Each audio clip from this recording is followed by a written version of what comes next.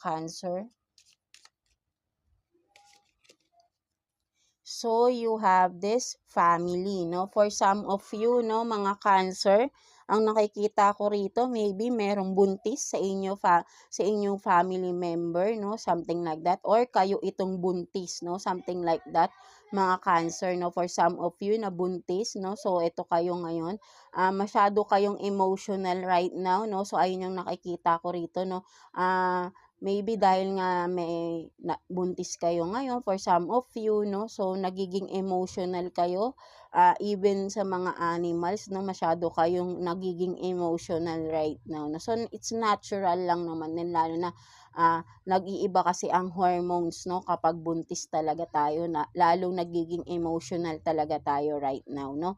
Kapag buntis. So, for some of you, congratulations, no? For some of you na may bagong blessings na paparating, right? No, for some of you, no, mga Cancer natin, no. So it's okay, no. Just take care of yourself, no, for some of you. Matagal nyo na kasi hinihintay na magkaroon ng baby, no, or mabuntis, no, something like that for some of you, no.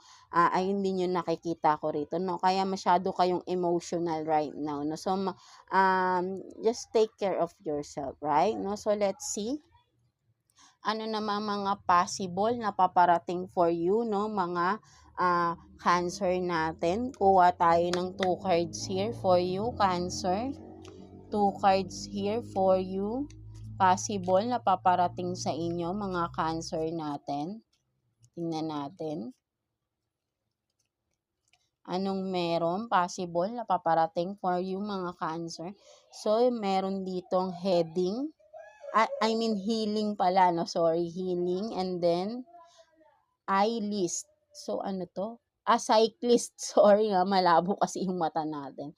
So, yeah, meron ditong healing and cyclist. No? So, for some of you, ang nakikita ko rito, no, ang paparating, possible na paparating sa inyo, there is someone na paparating sa inyo na tutulungan kayo mag-heal, no, sa inyong mga pains, traumas from the past, no, mga Cancers natin, right? No, so merong person dito na paparating.